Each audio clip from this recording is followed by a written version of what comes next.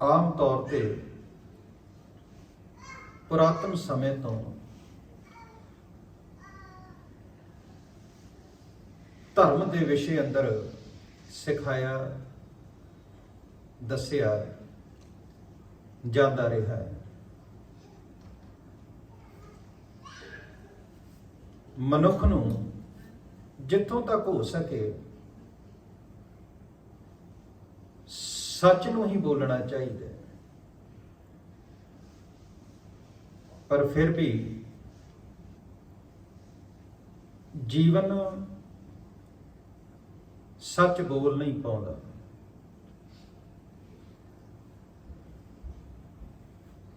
ਉਹਦਾ ਕਾਰਨ ਹੈ ਕਿ ਅਸੀਂ ਸੱਚ ਵੇਖਿਆ ਹੀ ਨਹੀਂ। ਸੱਚ ਬਾਰੇ ਸਾਨੂੰ ਕੋਈ ਗਿਆਨ ਹੀ ਨਹੀਂ, ਸੱਚ ਦਾ ਸਾਨੂੰ ਕੋਈ ਅਨੁਭਵ ਹੀ ਨਹੀਂ, ਸੱਚ ਨਾਲ ਕਦੀ ਸਾਖਸ਼ਾਤਕਾਰ ਹੋਇਆ ਹੀ ਨਹੀਂ। ਸੱਚ ਨੂੰ ਅਸੀਂ ਕਦੀ ਆਪਣੇ ਸਾਹਮਣੇ ਖੜਾ ਵੇਖਿਆ ਹੀ ਨਹੀਂ, ਜਿਸ ਬਾਰੇ ਅਸੀਂ ਜਾਣਦੇ ਹੀ ਨਹੀਂ, ਜਿਸ ਦੀ ਸਾਨੂੰ ਨੌਲੇਜ ਗਿਆਨ ਸੋਝੀ ਹੀ ਨਹੀਂ, ਜਿਸ ਨਾਲ ਕਦੀ ਸਾਖਸ਼ਾਤਕਾਰ ਹੋਇਆ ਹੀ ਨਹੀਂ, ਉਹਨੂੰ ਅਸੀਂ ਕਿਸ ਤਰ੍ਹਾਂ ਆਪਣੇ ਜੀਵਨ ਦੇ ਵਿੱਚੋਂ ਪ੍ਰਗਟ ਕਰ ਸਕਦੇ? ਮਨੁੱਖ ਦੀ ਬੁੱਧੀ ਹੀ ਨਿਰਣੇ ਕਰਦੀ ਹੈ, ਕੰਕਲੂਜਨ ਕੱਢਦੀ ਹੈ ਕਿ ਕੀ ਇਸ ਸੰਸਾਰ ਵਿੱਚ ਮੈਂ ਜਾਣਦਾ ਹਾਂ, ਔਰ ਜੋ ਜਾਣਦਾ ਹਾਂ ਸਿਰਫ ਉਸੇ ਨੂੰ ਹੀ ਬੋਲ ਸਕਦਾ ਹਾਂ। ਜਿਸ ਨੂੰ ਮੈਂ ਜਾਣਦਾ ਹੀ ਨਹੀਂ ਉਸ ਬਾਰੇ ਮੈਂ ਕਿਸ ਤਰ੍ਹਾਂ ਦੱਸਾਂ? ਉਸ ਬਾਰੇ ਮੈਂ ਕਿਸ ਤਰ੍ਹਾਂ ਬਿਆਨ ਕਰਾਂ? ਉਹਦੀ ਡਿਸਕ੍ਰਿਪਸ਼ਨ ਮੈਂ ਕਿਸ ਤਰ੍ਹਾਂ ਦਵਾਂ? ਸੱਚ ਨੂੰ ਬੋਲਣ ਤੋਂ ਪਹਿਲਾਂ ਸੱਚ ਨੂੰ ਜਾਣਨਾ ਜ਼ਰੂਰੀ। ਸੱਚ ਬਾਰੇ ਗਿਆਨ ਹੋਣਾ ਚਾਹੀਦਾ, ਸੱਚ ਦੀ ਸਮਝ ਹੋਣੀ ਚਾਹੀਦੀ ਵੀ ਸੱਚ ਹੈ ਕੀ, ਸੱਚ ਕਹਿੰਦੇ ਕਿਹਨੂੰ ਹੈ। ਕੁਝ ਕੁ ਪਰਿਸਥਿਤੀਆਂ ਮੇਰੇ ਜੀਵਨ ਵਿੱਚ ਪ੍ਰਗਟ ਹੁੰਦੀਆਂ ਨੇ ਤੇ ਅਗਰ ਕੋਈ ਉਸ ਤੋਂ ਵਿਪਰੀਤ ਗੱਲ ਕਰਦਾ ਹੈ ਤੇ ਸਾਨੂੰ ਇਸ ਤਰ੍ਹਾਂ ਲੱਗਦਾ ਹੈ ਵੀ ਝੂਠ ਬੋਲਿਆ ਜਾ ਰਿਹਾ। ਹੋ ਸਕਦਾ ਹੈ ਦੂਸਰੇ ਲਈ ਸੱਚ ਹੋਵੇ, ਜੋ ਮੇਰੇ ਤੱਕ ਪਹੁੰਚਦਿਆਂ ਝੂਠ ਹੋ ਗਿਆ।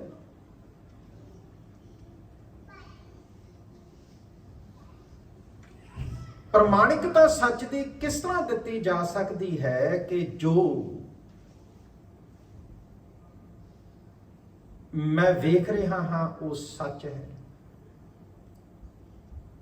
ਜੋ ਮੈਂ ਸੁਣ ਰਿਹਾ ਹਾਂ ਉਹ ਸੱਚ ਹੈ, ਜੋ ਮੈਂ ਬੋਲ ਰਿਹਾ ਹਾਂ ਉਹ ਸੱਚ ਹੈ।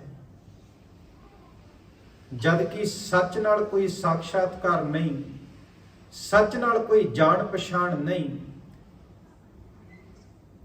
ਸੰਸਾਰ ਦੇ ਅੰਦਰ ਬਹੁਤ ਐਜੂਕੇਸ਼ਨਲ ਇੰਸਟੀਟਿਊਸ਼ਨਸ ਹਨ, ਪਰ ਕਿਤੇ ਵੀ ਸੱਚ ਨਾਲ ਸਾਖਸ਼ਾਤਕਾਰ ਨਹੀਂ ਕਰਾਇਆ ਜਾਂਦਾ। ਤੇ ਬੁੱਧੀ ਜਿਸ ਨੂੰ ਸੱਚ ਦੀ ਟ੍ਰੇਨਿੰਗ ਹੀ ਨਹੀਂ ਦਿੱਤੀ ਗਈ, ਉਹ ਸੱਚ ਨੂੰ ਕਿਸ ਤਰ੍ਹਾਂ ਪਛਾਣ ਸਕਦੀ? ਗੁਰੂ ਨਾਨਕ ਪਾਤਸ਼ਾਹ ਜੀ ਦੀ ਜਿੱਥੋਂ ਗੱਲ ਆਰੰਭ ਹੁੰਦੀ ਹੈ, ਜੋ ਪਹਿਲਾ ਬਚਨ ਗੁਰੂ ਨਾਨਕ ਪਾਤਸ਼ਾਹ ਜੀ ਆਖਦੇ ਨੇ ਉਹ ਹੈ ਆਦਿ ਸੱਚ ਜੁਗਾਦ ਸੱਚ ਹੈ ਵੀ ਸੱਚ ਨਾਨਕ ਹੋਸੀ ਵੀ ਸੱਚ। ਸਾਰੀਆਂ ਕੰਡੀਸ਼ਨਸ ਦੇ ਵਿੱਚ ਗੁਰੂ ਨਾਨਕ ਸਾਹਿਬ ਮਹਾਰਾਜ ਸੱਚ ਦਾ ਹੀ ਜ਼ਿਕਰ ਕਰਦੇ। ਆਦ ਸੱਚ ਜੁਗਾਦ ਸੱਚ ਹੈ ਵੀ ਸੱਚ ਨਾਨਕ ਹੋਸੀ ਵੀ ਸੱਚ ਤੋਂ ਭਾਵ ਸੱਚ ਬੋਲਣ ਦਾ ਯਤਨ ਨਹੀਂ ਕਰਨਾ, ਸੱਚ ਹੋ ਜਾਣਾ।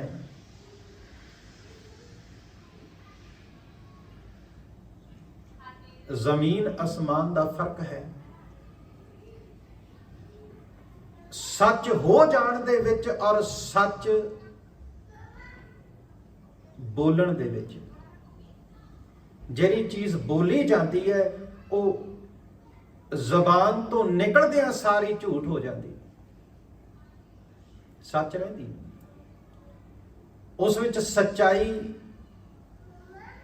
0% ਦੀ ਮਾਤਰਾ ਦੇ ਵਿੱਚ ਹੁੰਦੀ। ਔਰ ਸੰਸਾਰ ਦੇ ਵਿੱਚ ਜੋ ਕੁਝ ਬੋਲਿਆ ਜਾ ਰਿਹਾ, ਅਗਰ ਉਸ ਵਿੱਚ ਅਸੀਂ ਸੱਚ ਦੀ ਮਾਤਰਾ ਵਧਾਉਣੀ ਸ਼ੁਰੂ ਕਰ ਦਾਂਗੇ ਤੇ ਉੱਥੇ ਡਿਫਰੈਂਸਸ ਵਧਣੇ ਸ਼ੁਰੂ ਹੋ ਜਾਣਗੇ, ਰਿਸ਼ਤੇ ਟੁੱਟਣੇ ਸ਼ੁਰੂ ਹੋ ਜਾਣਗੇ, ਰਿਸ਼ਤਿਆਂ ਵਿੱਚ ਫਾਸਲੇ ਪੈਣੇ ਸ਼ੁਰੂ ਹੋ ਜਾਣਗੇ। ਅਗਰ ਸੱਚ ਦੀ ਮਾਤਰਾ ਬੋਲਣ ਦੇ ਵਿੱਚ ਵਧਾਉਣੀ ਸ਼ੁਰੂ ਕਰ ਦਈਏ, ਅਗਰ ਅਸੀਂ ਕਹੀਏ ਵੀ ਅੱਜ ਤੋਂ ਬਾਅਦ ਜੋ ਮੇਰੇ ਮਨ ਵਿੱਚ ਵਿਚਾਰ ਆਊਗਾ ਉਹ ਮੈਂ ਸਾਹਮਣੇ ਵਾਲੇ ਨੂੰ ਦੱਸ ਦੇਣਾ, ਇੱਕ ਕਾਪੀ ਲੈ ਲਈਏ ਤੇ ਇੱਕ ਪੈਨ ਲੈ ਲਈਏ ਤੇ ਲਿਖ ਲਈਏ, 10 ਮਿੰਟ ਹੀ ਲਿਖ ਕੇ ਦੇਖ ਲਈਏ ਵੀ ਜੋ ਜੋ ਦਿਮਾਗ ਵਿੱਚ ਆਇਆ ਹੈ ਤੇ ਉਸੇ ਤਰ੍ਹਾਂ ਐਜ਼ ਇਟ ਇਜ਼ ਲਿਖ ਦਈਏ ਔਰ ਸਾਹਮਣੇ ਵਾਲੇ ਨੂੰ ਪੜ੍ਹਾ ਦਈਏ, ਸ਼ਾਇਦ ਉਹ ਮੁੜ ਕੇ ਸਾਨੂੰ ਕਦੀ ਬੁਲਾਵੇ ਵੀ ਨਾ। ਸਤਿਗੁਰੂ ਗੁਰੂ ਨਾਨਕ ਸਾਹਿਬ ਮਹਾਰਾਜ ਸੱਚ ਹੋ ਜਾਣ ਦੀ ਗੱਲ ਕਰਦੇ, ਸੱਚ ਵਿੱਚ ਪ੍ਰਵਿਸ਼ਟ ਹੋ ਜਾਣ ਦੀ ਗੱਲ ਕਰਦੇ। ਜਦੋਂ ਜੀਵਨ ਵਿੱਚ ਸੱਚ ਪ੍ਰਗਟ ਹੁੰਦਾ ਹੈ ਤੇ ਇਹ ਜੀਵਨ ਸੱਚ ਦਾ ਹੀ ਰੂਪ ਹੋ ਜਾਂਦਾ ਹੈ ਤੇ ਫਿਰ ਇਸ ਜੀਵਨ ਦੇ ਵਿੱਚੋਂ ਜੋ ਵੀ ਕੁਝ ਪ੍ਰਗਟ ਹੁੰਦਾ ਹੈ ਉਹ ਸੱਤ ਹੁੰਦਾ ਹੈ। ਉਸ ਦੇ ਲਈ ਪੈਰਲਲ ਕੰਕਲੂਜਨ ਜਿਹੜਾ ਹੈ ਉਹ ਬੰਦ ਕਰਨਾ ਪਊ। ਕਿਸ ਤਰ੍ਹਾਂ ਹੋਵੇ?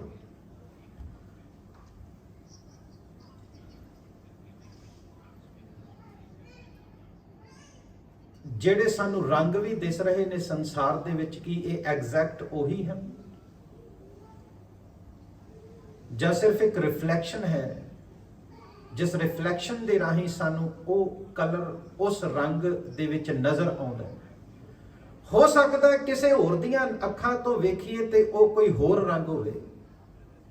ਬਹੁਤ ਸਾਰੇ ਐਸੇ ਜੀਵ ਨੇ ਸੰਸਾਰ ਦੇ ਵਿੱਚ, ਮੈਨੂੰ ਲਾਲ ਰੰਗ ਦਿਖ ਰਿਹਾ ਤੇ ਉਹਨਾਂ ਨੂੰ ਕਾਲਾ ਦਿਖੂਗਾ, ਉਹਨਾਂ ਦੀ ਅੱਖਾਂ ਤੇ ਰਿਫਲੈਕਸ਼ਨ ਲਾਈਟ ਕਿਸੇ ਹੋਰ ਤਰੀਕੇ ਦੇ ਨਾਲ ਕਰ ਰਹੀ।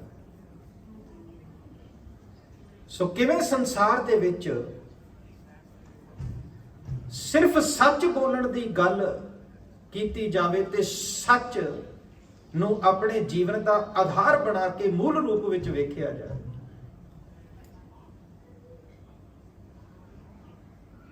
ਜਦੋਂ ਕਿਤੇ ਉਹ ਸਿੱਖਣਾ ਹੈ ਤੇ ਸਿੱਖਣ ਦੀ ਪਹਿਲੀ ਸ਼ਰਤ ਹੁੰਦੀ ਹੈ ਵੀ ਪੈਰਲਲ ਐਨਾਲਾਈਸਿਸ, ਜੋ ਕੁਝ ਆਖਿਆ ਜਾ ਰਿਹਾ ਹੈ ਉਸ ਨੂੰ ਮੈਂ ਬਿਨਾਂ ਕਿਸੇ ਪ੍ਰਤੀਰੋਧ ਤੋਂ ਸੁਣਾ। ਜੋ ਸੁਣਾਉਣ ਵਾਲਾ ਹੈ ਉਸ ਦੀ ਗੱਲ ਨੂੰ ਬਿਨਾਂ ਕਿਸੇ ਪ੍ਰਤੀਰੋਧ ਤੋਂ ਸੁਣਿਆ ਜਾਵੇ। ਜਦੋਂ ਗੁਰਬਾਣੀ ਦਾ ਪਾਠ ਹੋ ਰਿਹਾ ਹੋਵੇ ਜਾਂ ਜਦੋਂ ਗੁਰਬਾਣੀ ਦਾ ਕੀਰਤਨ ਗਾਇਨ ਕੀਤਾ ਜਾ ਰਿਹਾ ਹੋਵੇ, ਉਸ ਵਕਤ ਮੈਂ ਪੈਰਲਲ ਵਿਚਾਰ ਆਪਣੇ ਮਨ ਦੇ ਨਾ ਲੈ ਕੇ ਆਉਂ। ਜੋ ਆਖਿਆ ਜਾ ਰਿਹਾ ਉਸ ਦੇ ਸੰਬੰਧ ਦੇ ਵਿੱਚ ਪੈਰਲਲ ਸਰਵੇਖਣ ਨਾ ਕਰਾਂ, ਪੈਰਲਲ ਸਰਵੇ ਨਾ ਕਰਾਂ, ਆਪਣੀ ਬੁੱਧੀ ਨੂੰ ਉਸ ਦੇ ਵਿੱਚ ਇਨਵੋਲਵ ਨਾ ਕਰਾਂ। ਇਹ ਬਿਲਕੁਲ ਉਸੇ ਤਰ੍ਹਾਂ ਅਗਰ ਤੁਸੀਂ ਇਹਨੂੰ ਹੋਰ ਸਮਝਣਾ ਹੈ ਤੇ ਇੱਕ ਉਦਾਹਰਣ ਦੇ ਤੌਰ ਤੇ, ਜਿਸ ਤਰ੍ਹਾਂ ਸਵੇਰ ਹੁੰਦੀ ਹੈ ਤੇ ਅਸੀਂ ਆਪਣੇ ਕਮਰੇ ਦੀਆਂ ਖਿੜਕੀਆਂ, ਬਾਰੀਆਂ, ਬੂਹੇ ਖੋਲ ਦਿੰਨੇ ਹਾਂ ਔਰ ਬਾਹਰਲੀ ਲਾਈਟ ਨੂੰ ਅੰਦਰ ਆਉਣ ਦਿੰਨੇ ਹਾਂ। ਇਸੇ ਤਰ੍ਹਾਂ ਜਦੋਂ ਕੀਰਤਨ ਹੋ ਰਿਹਾ ਹੋਵੇ ਉਸ ਵਕਤ ਸਿਰਫ ਆਪਣੇ ਬੂਹੇ ਔਰ ਬਾਰੀਆਂ ਉਹ ਖੋਲ ਦੇਣੇ ਚਾਹੀਦੇ ਔਰ ਕੀਰਤਨ ਨੂੰ ਅੰਦਰ ਆਉਣ ਦੇਣਾ ਚਾਹੀਦਾ। ਉਸ ਵਿੱਚ ਮੈਂ ਆਪਣਾ ਆਪ ਪਿੱਛੇ ਕਰਦਾ, ਨਾ ਲੈ ਕੇ ਆਵਾਂ। ਆਪਣੇ ਵਿਚਾਰ, ਜਿਸ ਤਰ੍ਹਾਂ ਮੰਨ ਲਓ ਗੁਰਬਾਣੀ ਦਾ ਸ਼ਬਦ ਚੱਲ ਰਿਹਾ, ਲੱਖ ਖੁਸ਼ੀਆ ਪਾਤਸ਼ਾਹੀਆ ਜੇ ਸਤਿਗੁਰ ਨਦਰ ਕਰੇ, ਔਰ ਉਸ ਨੂੰ ਅਗਰ ਮਾਈਂਡ ਸੁਣੇਗਾ, ਦਿਮਾਗ ਸੁਣੂਗਾ, ਤੇ ਉਹਦੇ ਅਰਥ ਕਰਨੇ ਸ਼ੁਰੂ ਕਰ ਦੂਗਾ। ਉਹਦੇ ਅਰਥ ਸਭ ਆਪੋ ਆਪਣੇ ਤਰੀਕੇ ਦੇ ਨਾਲ ਕਰਨਗੇ। ਇਸ ਸੁਣਨ ਔਰ ਸੁਣਾਉਣ ਦੇ ਵਿੱਚ ਜਿਸਨੇ ਅਰਥ ਕਰਨੇ ਸ਼ੁਰੂ ਕਰ ਦਿੱਤੇ, ਬਸ ਉੱਥੇ ਹੀ ਟਪਲਾ ਸ਼ੁਰੂ ਹੋ ਜਾਣਾ, ਉੱਥੇ ਹੀ ਮਸਤਿਸ਼ਕ ਦਾ ਕੰਮ ਵਿੱਚ ਆ ਜਾਣਾ, ਤੇ ਜੋ ਆਤਮ ਤੱਕ ਉਸ ਕੀਰਤਨ ਨੇ ਪਹੁੰਚਣਾ ਉਹ ਪਹੁੰਚ ਨਹੀਂ ਪਾਉਣਾ। ਇੱਕ ਸਵਾਲ ਸੀ ਕਿ ਕੀਰਤਨ ਰੂਪ ਵਿੱਚ ਗੁਰਬਾਣੀ ਸਤਿਗੁਰਾਂ ਨੇ ਉਚਾਰਨ ਕੀਤੀ, ਸੱਚ ਹੋ ਜਾਣਾ।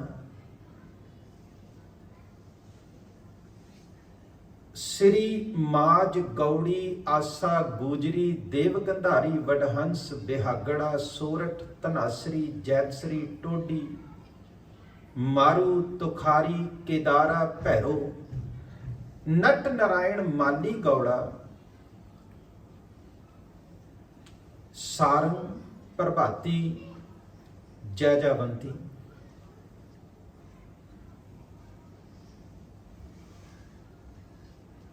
ਮੇਰਾ ਜੀਵਨ ਜਦੋਂ ਸਤਿਗੁਰਾਂ ਦੇ ਕੀਰਤਨ ਨੂੰ ਸੁਣੇ, ਤੇ ਕੀਰਤਨ ਦੇ ਵਿੱਚ ਸਿਰਫ ਕੀਰਤਨ ਜੋ ਹੋ ਰਿਹਾ ਹੈ, ਜੋ ਸੰਗੀਤ ਵੱਜ ਰਿਹਾ ਹੈ, ਉਸ ਸੰਗੀਤ ਵਿੱਚ ਮੈਂ ਆਪਣਾ ਆਪ ਸ਼ਾਮਲ ਕਰ ਦਿਆਂ। ਉਸ ਵਿੱਚ ਮੈਂ ਆਪਣਾ ਆਪ ਐਂਟਰ ਕਰਦੇ ਹਾਂ। ਉੱਥੇ ਨਾ ਮੇਰਾ ਮਨ ਹੋਵੇ, ਨਾ ਮੇਰਾ ਮਸਤਿਸ਼ਕ ਹੋਵੇ, ਨਾ ਇਸ ਮਸਤਿਸ਼ਕ ਦਾ ਕੋਈ ਵਿਚਾਰ ਹੋਵੇ, ਸਿਰਫ ਤੇ ਸਿਰਫ ਕੀਰਤਨ ਹੋਵੇ।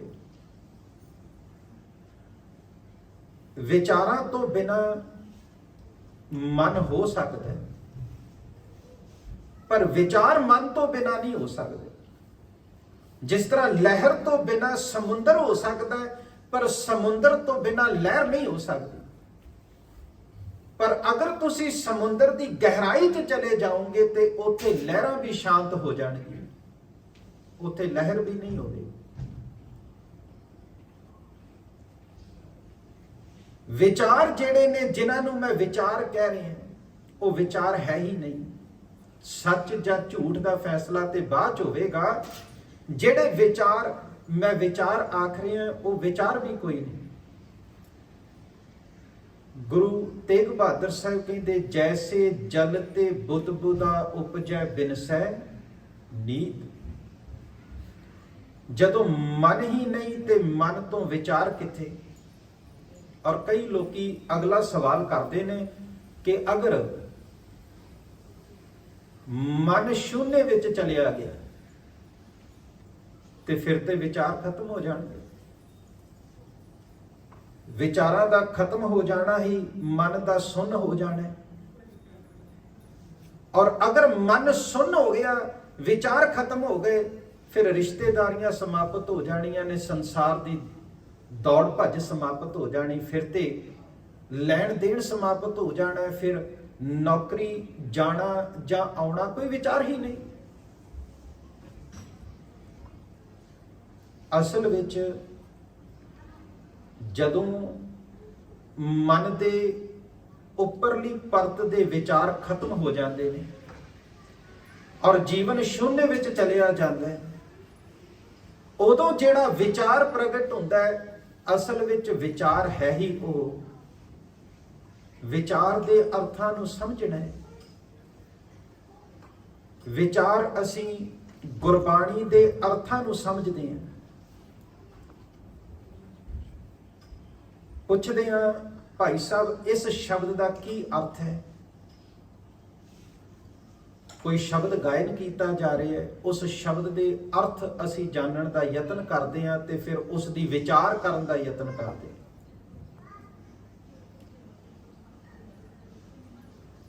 ਵਿਚਾਰ ਦਾ ਅਰਥ ਹੈ ਜੋ ਅੰਦਰੋਂ ਫੁੱਟੇ, ਪ੍ਰਗਟ ਹੋਵੇ, ਜਿਸ ਵਿੱਚ ਦੁਆਇਸ਼ ਨਾ ਹੋਵੇ, ਦੁਆਇਤ ਨਾ ਹੋਵੇ। ਜਿਹੜੇ ਅਸੀਂ ਵਿਚਾਰ ਕਰਦੇ ਹਾਂ ਉਹ ਦਵੰਦ ਹੈ, ਉਸ ਵਿੱਚ ਦੂਸਰੇ ਦਾ ਹੋਣਾ ਜ਼ਰੂਰੀ ਹੈ।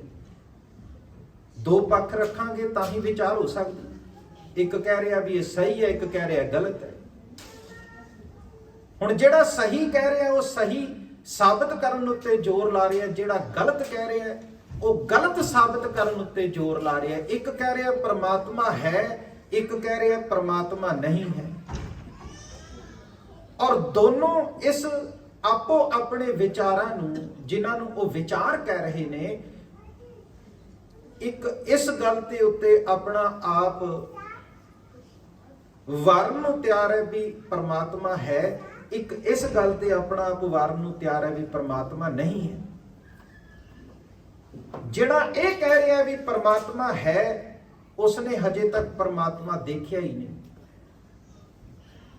ਔਰ ਜਿਹੜਾ ਇਹ ਕਹਿ ਰਿਹਾ ਪਰਮਾਤਮਾ ਨਹੀਂ ਹੈ, ਉਸਨੇ ਕੋਈ ਖੋਜ ਆਪਣੀ ਜ਼ਿੰਦਗੀ ਵਿੱਚ ਕੀਤੀ ਹੀ ਨਹੀਂ। ਕੋਈ ਖੋਜ ਕਰਨ ਤੋਂ ਬਾਅਦ ਕੋਈ ਕਿਸੇ ਨਤੀਜੇ ਤੇ ਪਹੁੰਚੇ ਤੇ ਕਹੇ ਵੀ ਆ ਹੈ ਨਹੀਂ, ਤੇ ਗੱਲ ਸਮਝ ਵਿੱਚ ਆਉਂਦੀ ਹੈ। ਪਰ ਜੀਵਨ ਵਿੱਚ ਵੀ ਕੋਈ ਖੋਜ ਹੀ ਨਹੀਂ, ਪਰ ਫਿਰ ਵੀ ਕਹਿਣਾ ਪਰਮਾਤਮਾ ਨਹੀਂ। ਔਰ ਦੂਸਰੇ ਪਾਸੇ ਪਰਮਾਤਮਾ ਦੇ ਹੋਣ ਦਾ ਦਾਵਾ ਕਰਨਾ, ਪਰ ਹਜੇ ਤੱਕ ਦਰਸ਼ਨ ਦੀਦਾਰ ਹੀ ਨਹੀਂ, ਕੋਈ ਅਨੁਭਵ ਹੀ ਨਹੀਂ। ਤੇ ਗੁਰੂ ਨਾਨਕ ਸਾਹਿਬ ਮਹਾਰਾਜ ਕਹਿੰਦੇ ਦੋਨੋਂ ਝੂਠ ਬੋਲ ਰਹੇ ਨੇ। ਇਹ ਕਹਿਣ ਵਾਲਾ ਕਿ ਪਰਮਾਤਮਾ ਹੈ ਉਹ ਵੀ ਝੂਠ ਬੋਲ ਰਿਹਾ ਹੈ, ਦੂਸਰੇ ਪਾਸੇ ਇਹ ਕਹਿਣ ਵਾਲਾ ਵੀ ਪਰਮਾਤਮਾ ਨਹੀਂ ਹੈ ਉਹ ਵੀ ਝੂਠ ਬੋਲ ਰਿਹਾ। ਕਿਉਂਕਿ ਜਿਹਨੇ ਪਰਮਾਤਮਾ ਦੇ ਸਾਖਸ਼ਾਤਕਾਰ ਕੀਤੇ, ਉਸਨੇ ਨਾ ਇਹ ਕਿਹਾ ਵੀ ਹੈ, ਨਾ ਇਹ ਕਿਹਾ ਵੀ ਨਹੀਂ ਹੈ।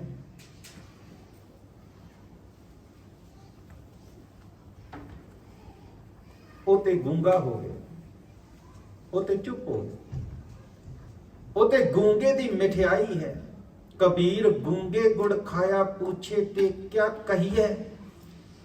ਕਬੀਰ ਨੂੰ ਪੁੱਛਿਆ ਪਰਮਾਤਮਾ ਬਾਰੇ ਕੁਝ ਦੱਸ, ਕੁਝ ਵੇਖਿਆ? ਤੇ ਭਗਤ ਕਬੀਰ ਜੀ ਕਹਿੰਦੇ ਨੇ ਕਿ ਨਹੀਂ, ਮੈਂ ਦੱਸ ਨਹੀਂ ਸਕਦਾ।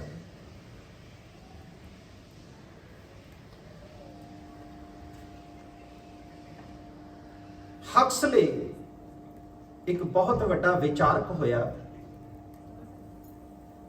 ਉਸਨੇ ਜਦੋਂ ਉਸ ਤੋਂ ਕੋਈ ਪੁੱਛਦਾ ਸੀ ਪਰਮਾਤਮਾ ਦੇ ਸੰਬੰਧ ਦੇ ਵਿੱਚ, ਵੈਸਟਰਨ ਕੰਟਰੀ ਦੇ ਵਿੱਚ ਕਨਸੈਪਟ ਆਫ ਪਰਮਾਤਮਾ, ਉਹਦਾ ਇੱਕ ਜਵਾਬ ਹੁੰਦਾ ਸੀ ਜੋ ਇਹਨਾਂ ਦੋਨਾਂ ਨਾਲੋਂ ਬਹੁਤ ਜ਼ਿਆਦਾ ਸਟੀਕ ਸੀ।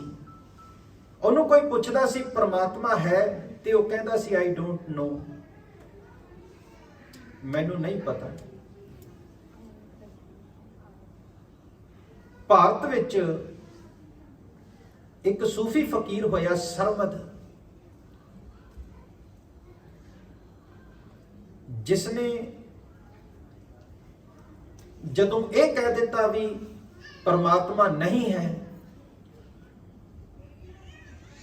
ਉਸ ਦਾ ਸਿਰ ਕਲਮ ਕਰਵਾ ਦਿੱਤਾ ਗਿਆ। ਜਦੋਂ ਉਹਨੂੰ ਪੁੱਛਿਆ ਗਿਆ ਵੀ ਤੂੰ ਕਿਉਂ ਕਿਹਾ ਇਸ ਤਰ੍ਹਾਂ, ਕਹਿੰਦਾ ਮੈਂ ਹਜੇ ਤੱਕ ਉੱਥੇ ਪਹੁੰਚਿਆ ਨਹੀਂ, ਵੇਖਿਆ ਨਹੀਂ। ਗੁਰੂ ਨਾਨਕ ਸਾਹਿਬ ਮਹਾਰਾਜ ਅੰਮ੍ਰਿਤਮਈ ਬਾਣੀ ਵਿੱਚ ਇੱਕ ਜ਼ਿਕਰ ਕਰਦੇ ਨੇ, ਜਿਸ ਵਿੱਚ ਸਤਿਗੁਰੂ ਕਹਿੰਦੇ ਸੁਣ ਵੱਡਾ ਆਖੈ ਸਭ ਕੋਏ, ਕੇਵਡ ਵੱਡਾ ਡੀਠਾ ਹੋਏ। ਭਗਤ ਕਬੀਰ ਨੇ ਇਸ ਗੱਲ ਦਾ ਜ਼ਿਕਰ ਕੀਤਾ ਹੈ ਕਿ ਮੈਂ ਪਰਮਾਤਮਾ ਹੋ ਗਿਆ ਹਾਂ। ਰਾਮ ਕਬੀਰਾ ਏਕ ਭਈ ਹੈ, ਕੋਈ ਨਾ ਸਕੈ ਪਛਾਨ। ਹੁਣ ਮੇਰੇ ਵਿੱਚ ਤੇ ਰਾਮ ਵਿੱਚ, ਪਰਮਾਤਮਾ ਵਿੱਚ ਕੋਈ ਅੰਤਰ ਨਹੀਂ ਰਹਿ ਗਿਆ। ਇਹ ਤੋਂ ਭਾਵ ਕਿ ਪਰਮੇਸ਼ਵਰ ਪ੍ਰਭੂ ਪਰਮਾਤਮਾ, ਕਬੀਰ ਦੇ ਇਹ ਭਾਵ ਹਨ ਕਿ ਜੇ ਮੈਂ ਪਰਮਾਤਮਾ ਦਾ ਰੂਪ ਹੋ ਸਕਦਾ ਤੇ ਤੁਸੀਂ ਵੀ ਹੋ ਸਕਦੇ ਹੋ। ਜੇ ਮੈਂ ਸੱਚ ਹੋ ਸਕਦਾ ਹਾਂ ਤੇ ਤੁਸੀਂ ਵੀ ਸੱਚ ਹੋ ਸਕਦੇ। ਐਸਾ ਜੀਵਨ ਆਪਣੇ ਆਪ ਵਿੱਚ ਸੱਚ ਦਾ ਸਰੂਪ ਹੁੰਦਾ ਹੈ। ਉਹਨੂੰ ਬੋਲ ਕੇ ਆਪਣੇ ਆਪ ਨੂੰ ਪ੍ਰੂਵ ਕਰਨ ਦੀ ਲੋੜ ਨਹੀਂ ਵੀ ਮੈਂ ਸੱਚ ਬੋਲ ਰਿਹਾ। ਉਹ ਚੁੱਪ ਵੀ ਬੈਠਾ ਹੋਵੇ, ਉਸ ਦੀ ਚੁੱਪ, ਉਸ ਦੇ ਮੌਨ ਵਿੱਚ ਵੀ ਸੱਚ ਹੁੰਦਾ ਹੈ। ਉਹਦੀ ਤੁਰਨ, ਉਹਦੇ ਤੋਰ ਵਿੱਚ ਵੀ ਸੱਚ ਝਲਕਦਾ ਹੈ। ਉਸ ਦੇ ਬੈਠਣ ਵਿੱਚ ਵੀ ਸੱਚ ਹੁੰਦਾ ਹੈ। ਉਸ ਦੇ ਸੌਣ ਵਿੱਚ ਵੀ ਸੱਚ ਹੁੰਦਾ ਹੈ। ਉਸ ਦਾ ਜੀਵਨ ਦਾ ਹਰ ਕਰਮ ਸੱਚ ਹੋ ਜਾਂਦਾ ਹੈ। ਉਹ ਸੱਚ ਦਾ ਹੀ ਸਰੂਪ ਹੋ ਜਾਂਦਾ ਹੈ। ਉਹਨੂੰ ਗੁਰੂ ਨਾਨਕ ਪਾਤਸ਼ਾਹ ਕਹਿੰਦੇ ਫਿਰ ਆਦ ਸੱਚ ਜੁਗਾਦ ਸੱਚ ਹੈ ਵੀ ਸੱਚ ਨਾਨਕ ਹੋਸੀ ਵੀ ਸੱਚ। ਅਗਰ ਕੋਈ ਕਹੇ ਉਸ ਨੂੰ ਕਿ ਤੈਨੂੰ ਤਤੀ ਤਵੀ ਤੇ ਬਿਠਾਉਣ ਦਾ ਹੁਕਮ ਦਿੱਤਾ ਹੈ, ਦਰ ਗੋਇੰਦਵਾਲ ਕੇ ਬਰ ਕਿਨਾਰੇ ਦਰਿਆਏ ਬਿਆ ਵਾਕੇ ਅਸਤ ਹਿੰਦੂਏ ਬੂਦ ਅਰਜੁਨ ਨਾਮ ਦਰ ਲਿਬਾਸੇ ਪੀਰੀ ਵਸ਼ੈ ਕੀ। ਉਹਨੂੰ ਕਹੇ ਵੀ ਤੈਨੂੰ ਤਤੀ ਤਵੀ ਤੇ ਬਿਠਾਉਣ ਦਾ ਹੁਕਮ ਦਿੱਤਾ ਹੈ, ਤੇ ਉਹ ਕਹੇ ਵੀ ਇਹ ਹੁਕਮ ਵੀ ਪਰਮਾਤਮਾ ਨੇ ਦਿੱਤਾ ਹੈ।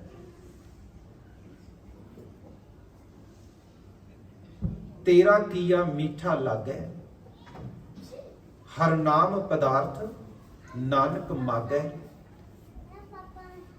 ਅਗਰ ਉਸ ਨੂੰ ਜਿਸ ਤਰ੍ਹਾਂ ਸਾਡੇ ਜੀਵਨ ਵਿੱਚ ਹੁੰਦਾ ਕਿ ਕੋਈ ਸਾਨੂੰ 10 ਰੁਪਏ ਦੇਵੇ ਤੇ ਸਾਡੇ ਲਈ ਬੜਾ ਉਹ ਉੱਚੇ ਅਹੁਦੇ ਵਾਲਾ ਬਣ ਜਾਂਦਾ,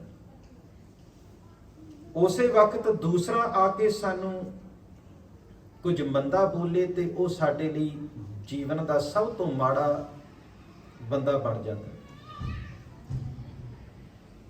ਇਹ ਭੇਦ ਉਸ ਦੇ ਜੀਵਨ ਵਿੱਚ ਨਹੀਂ ਹੁੰਦਾ। ਸੱਚ ਹੋਣ ਤੋਂ ਭਾਵ ਇੱਕ ਹੋ ਜਾਣਾ, ਸੱਚ ਹੋ ਜਾਣ, ਸੱਚ ਬਣ ਜਾਣ ਤੋਂ ਭਾਵ ਉਸ ਦੇ ਜੀਵਨ ਦੇ ਵਿੱਚ ਭੇਦ ਨਹੀਂ ਰਹਿ ਜਾਣਾ। ਜੈਸਾ ਮਾਨ ਤੈਸਾ ਅਪਮਾਨ। ਮਾਨ ਔਰ ਅਪਮਾਨ ਦਾ ਭੇਦ ਇਹ ਇੱਕ ਸੂਖਸ਼ਮ ਭੇਦ ਹੈ। ਇਹੋ ਜਿਹੇ ਹੋਰ ਸੰਸਾਰ ਦੇ ਸਾਰੇ ਭੇਦਾਂ ਦਾ ਸਮਾਪਤ ਹੋ ਜਾਣ। ਜੋ ਅੰਦਰ ਹਾਂ ਉਹੀ ਬਾਹਰ ਹਾਂ। ਜੀਉ ਨਿਰਮਲ ਬਾਹਰੋਂ ਨਿਰਮਲ। ਸਤਿਗੁਰ ਤੇ ਕਰਨੀ ਕਮਾਣੀ ਕੂੜ ਕੀ ਸੋਏ ਪਹੁੰਚੈ ਨਾਹੀ। ਮਨਸਾ ਸੱਚ ਸਮਾਣੀ ਜਨਮ ਰਤਨ ਜਿਨੀ ਖੱਟਿਆ ਭਲੇ ਸੇਵਨ ਜਾਰੇ। ਕਹੈ ਨਾਨਕ ਜਿਨ ਮਨ ਨਿਰਮਲ। ਹੁਣ ਐਸਾ ਜੀਵਨ ਬਾਹਰੀ ਦਿਖਾਵੇ ਤੋਂ ਪਰਾਂ ਹੁੰਦਾ ਹੈ। ਉਸ ਦੇ ਜੀਵਨ ਦੇ ਵਿੱਚ ਜੋ ਅੰਦਰ ਹੈ ਉਹੀ ਬਾਹਰ ਹੈ। ਔਰ ਇਹ ਜ਼ਿਆਦਾਤਰ ਸੰਸਾਰ ਦੇ ਵਿੱਚ ਪ੍ਰੀਤੀ ਕਰ ਨਹੀਂ ਹੁੰਦਾ, ਪਸੰਦ ਨਹੀਂ ਕਰਦੇ ਲੋਕ।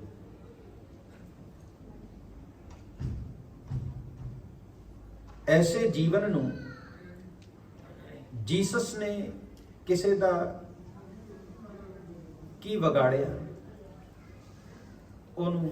ਉਹਨਾਂ ਨੂੰ 3 ਦਿਨ ਸੂਲੀ ਤੇ ਟੰਗ ਕੇ ਰੱਖਿਆ। ਮਨਸੂਰ ਉਸਨੇ ਕਿਸੇ ਦਾ ਕੀ ਮੰਦਾ ਕੀਤਾ। ਸੂਲੀ ਤੇ ਚੜਾ ਦੇਣ ਦਾ ਹੁਕਮ ਦਿੱਤਾ। ਸੁਕਰਾਤ ਉਹਨੂੰ ਕਿਹਾ ਤੂੰ ਐਥਨਸ ਛੱਡ ਕੇ ਚਲਿਆ ਜਾ। ਉਹ ਕਹਿੰਦਾ ਮੈਨੂੰ ਪਤਾ ਹੈ ਮੈਂ ਦੁਨੀਆ 'ਚ ਜਿੱਥੇ ਮਰਜੀ ਜਾਵਾਂ ਮੇਰੇ ਤੇ ਮੁਕੱਦਮਾ ਚੱਲਣਾ ਹੀ ਚੱਲਣਾ ਹੈ। ਮੈਂ ਜਿੱਥੇ ਮਰਜੀ ਚਲਾ ਜਾ, ਫਿਰ ਇੱਥੇ ਹੀ ਚਲਾ ਲਓ, ਮੈਂ ਨਹੀਂ ਜਾਂਦਾ। ਜੋ ਅੰਦਰ ਹੈ ਉਹ ਬਾਹਰ ਹੈ। ਜ਼ਹਿਰ ਦਾ ਪਿਆਲਾ ਉਸ ਨੂੰ ਪਿਲਾਇਆ ਗਿਆ।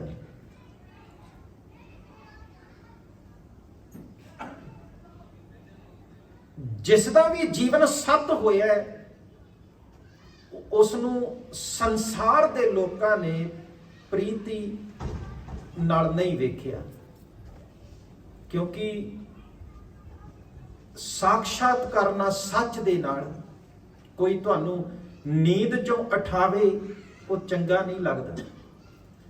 ਇਮੈਨੂਅਲ ਕਾਂਟ ਪ੍ਰੋਫੈਸਰ ਸੀ ਅਮਰੀਕਾ ਦਾ, ਬਹੁਤ ਵੱਡਾ।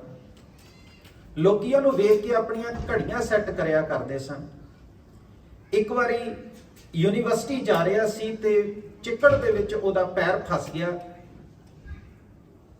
ਜੁੱਤਾ ਚਿੱਕੜ ਦੇ ਵਿੱਚ ਫਸ ਗਿਆ, ਉਹਨੇ ਕੱਢਿਆ ਨਹੀਂ ਕਿ ਲੇਟ ਹੋ ਜਾਊਗਾ। ਵਿਦਿਆਰਥੀ ਉਹਨੂੰ ਪੁੱਛਣ ਲੱਗੇ ਵੀ ਤੁਹਾਡਾ ਸ਼ੂ ਕਿੱਥੇ ਆ? ਉਹ ਕਹਿੰਦਾ ਫਸ ਗਿਆ ਸੀ ਤੇ 3-4 ਸੈਕਿੰਡ ਅੱਗੇ ਪਿੱਛੇ ਹੋ ਜਾਣਾ ਸੀ, ਜਾਂਦਿਆਂ ਹੋਇਆਂ ਕੱਢ ਲੂੰਗਾ। ਜੇ ਕੋਈ ਇਹਦੇ ਘਰ ਆ ਜਾਂਦਾ ਸੀ ਸ਼ਾਮ ਦੇ 9 ਵਜੇ, ਇਹ ਬਿਸਤਰ ਵਿੱਚ ਵੜ ਜਾਂਦਾ ਸੀ। ਲੋਕੀ ਬੈਠੇ ਰਹਿੰਦੇ ਸੀ, ਨੌਕਰੀ ਆ ਕੇ ਦੱਸਦਾ ਸੀ ਵੀ ਉਹ ਤੇ ਸੌਂ ਗਏ। ਨੌਕਰ ਸਪੈਸ਼ਲ ਰੱਖਿਆ ਹੋਇਆ ਸੀ ਜਿਹੜਾ ਇਹਨੂੰ ਸਵੇਰੇ 3 ਵਜੇ ਉਠਾਉਂਦਾ ਸੀ, 3 ਵਜੇ ਠਾਲਦਾ ਸੀ। ਤੇ ਉਹਨੂੰ ਕਿਹਾ ਹੋਇਆ ਸੀ ਵੀ ਮੈਂ ਜੋ ਮਰਜ਼ੀ ਕਰਾਂ, ਤੂੰ ਮੈਨੂੰ 3 ਵਜੇ ਉਠਾਣਾ ਹੀ ਉਠਾਣਾ। ਇੱਕੋ ਨੌਕਰ ਟਿਕਿਆ ਸੀ ਇਹਦੇ ਕੋਲ, ਇਹਦੀ ਆਟੋਬਾਇਓਗ੍ਰਾਫੀ ਚ ਲਿਖਿਆ। ਉਹ ਵੀ ਬੜਾ ਭਲਵਾਨ ਸੀ ਵੀ ਸਵੇਰੇ, ਕਿਉਂਕਿ ਤੜਕੇ 3 ਵਜੇ ਉੱਠਣਾ ਕੋਈ ਸੌਖਾ ਨਹੀਂ। ਉਹ ਨੌਕਰ ਇਹਨੂੰ ਬਾਰ-ਬਾਰ ਖਿੱਚਦਾ ਸੀ, ਇਹ ਬਾਰ-ਬਾਰ ਰਜਾਈ 'ਚ ਵੜ ਜਾਂਦਾ ਸੀ। ਠੰਡ ਦਾ ਦੇਸ਼, ਉਹ 2-4 ਵਾਰ ਤੇ ਉੱਠਾ ਪਟਕ ਵੀ ਕਰ ਦਿੰਦਾ ਸੀ। ਤੇ ਉਹ ਆਪੇ ਕਹਿੰਦਾ ਸੀ ਵੀ ਤੁਸੀਂ ਉਹ ਕਿਹਾ ਵੀ ਸਵੇਰੇ ਮੈਨੂੰ ਠਾਲ ਦਿਓ, ਇਹ ਤੁਹਾਡਾ ਹੀ ਹੁਕਮ ਹੈ। 2 ਜੜ ਵੀ ਦਿੰਦਾ ਸੀ ਥੱਪੜ ਠਾਲਣ ਵਾਸਤੇ। ਉਹ ਕਹਿੰਦਾ ਸੀ ਵੀ ਨੌਕਰ ਮੈਂ ਆ ਕਿ ਤੂੰ ਆ? ਗਹਿਰੀ ਨੀਂਦ ਵਿੱਚੋਂ ਅਗਰ ਕੋਈ ਤੁਹਾਨੂੰ ਠਾਲੇ ਉਠਾਵੇ, ਉਹ ਸਾਨੂੰ ਪ੍ਰੀਤੀਕਰ ਨਹੀਂ ਹੋਵੇਗਾ, ਸਾਨੂੰ ਪਿਆਰਾ ਨਹੀਂ ਲੱਗੇਗਾ। ਇਸ ਕਰਕੇ ਜਿਸ ਨੇ ਵੀ ਗਹਿਰੀ ਨੀਂਦ ਵਿੱਚੋਂ ਇਸ ਸੰਸਾਰ ਨੂੰ ਜਗਾਉਣ ਦਾ ਯਤਨ ਕੀਤਾ, ਉਹਨਾਂ ਨੂੰ ਸੱਚ ਬੋਲਣਾ ਪਏਗਾ। ਸੱਚ ਕੀ ਬਾਣੀ ਨਾਨਕ ਆਖੈ, ਸੱਚ ਸੁਣਾਏ ਸੀ ਸੱਚ ਕੀ ਬੇਲਾ। ਤੇ ਫਿਰ ਉਹਨੂੰ ਸੰਸਾਰ ਨੇ, ਫਿਰ ਅਸੀਂ ਉੱਠਣਾ ਨਹੀਂ ਚਾਹੁੰਦੇ, ਉਹਨੂੰ ਤੱਤੀ ਤਵੀ ਤੇ ਵੀ ਬਿਠਾਇਆ, ਉਹਨੂੰ ਉਬੜਦੀ ਦੇਗ ਵਿੱਚ ਵੀ ਬਿਠਾਇਆ, ਗਰਮ ਬਾਲੂ ਦੇ ਕੜਛੇ ਵੀ ਸਿਰ ਤੋਂ ਪਾਏ, ਉਹਨਾਂ ਉੱਤੇ ਅਨੇਕਾਂ ਤਰ੍ਹਾਂ ਦੇ ਮੁਕੱਦਮੇ ਵੀ ਚਲਾਏ ਗਏ, ਛੋਟੇ ਛੋਟੇ ਸਾਹਿਬਜ਼ਾਦੇ ਤੱਕ ਸ਼ਹੀਦ ਕੀਤੇ ਗਏ, ਕੋ ਕੇ ਮਾਰੇ ਗਏ। ਇਸ ਸੰਸਾਰ ਦੇ ਵਿੱਚ ਲੋਕ ਜਿਨ੍ਹਾਂ ਸੱਚ ਨੂੰ ਪ੍ਰਗਟ ਕੀਤਾ। ਤੇ ਇੱਕ ਯਹੂਦੀ ਸ਼ਾਇਰ ਨੇ ਬੜੇ ਸੁੰਦਰ ਬੋਲ ਕਹੇ ਸਨ, ਗੁਨਾਹਗਾਰੋਂ ਕੀ ਮਹਿਫਿਲ ਮੇਂ ਬੇਗੁਨਾਹ ਹੋਣਾ ਵੀ ਇੱਕ ਗੁਨਾਹ ਹੈ। ਸੱਚ ਬੋਲਣ ਨਾਲੋਂ ਕਿਤੇ ਜ਼ਿਆਦਾ ਅਹਿਮੀਅਤ ਹੈ ਸੱਚ ਹੋ ਜਾਣ ਦੀ। ਔਰ ਫਿਰ ਉਸ ਸੱਚ ਹੋ ਜਾਣ ਦੇ ਵਿੱਚ ਜੋ ਆਨੰਦ ਹੈ, ਉਹ ਪਰਮੇਸ਼ਵਰ ਦਾ ਸਰੂਪ ਜੀਵਨ ਦੇ ਵਿੱਚੋਂ ਪ੍ਰਗਟ ਹੋ ਜਾਂਦਾ ਹੈ। ਫਿਰ ਇਹ ਜੀਵਨ ਸੱਚ ਦਾ ਰੂਪ ਹੋ ਜਾਂਦਾ ਹੈ, ਸੱਚ ਦਾ ਹੀ ਸਰੂਪ ਹੋ ਜਾਂਦਾ ਹੈ। ਆਦ ਸੱਚ ਜੁਗਾਦ ਸੱਚ ਹੈ ਵੀ ਸੱਚ, ਨਾਨਕ ਹੋਸੀ ਵੀ ਸੱਚ। ਸਮੂਹ ਸੰਗਤ ਦਾ ਬਹੁਤ ਬਹੁਤ ਧੰਨਵਾਦ। ਆਓ ਭਾਈ ਗੁਰਮਨਪ੍ਰੀਤ ਸਿੰਘ ਜੀ ਦਿੱਲੀ ਵਾਲੇ, ਉਹਨਾਂ ਪਾਸੋਂ ਅੰਮ੍ਰਿਤਮਈ ਬਾਣੀ ਦੇ ਕੀਰਤਨ ਸਰਵਣ ਕਰਦੇ ਹਾਂ ਜੀ। ਹੋਈਆਂ ਬੇਅੰਤ ਭੁੱਲਾਂ ਦੀ ਖਿਮਾ। ਵਾਹਿਗੁਰੂ ਜੀ ਕਾ ਖਾਲਸਾ, ਵਾਹਿਗੁਰੂ।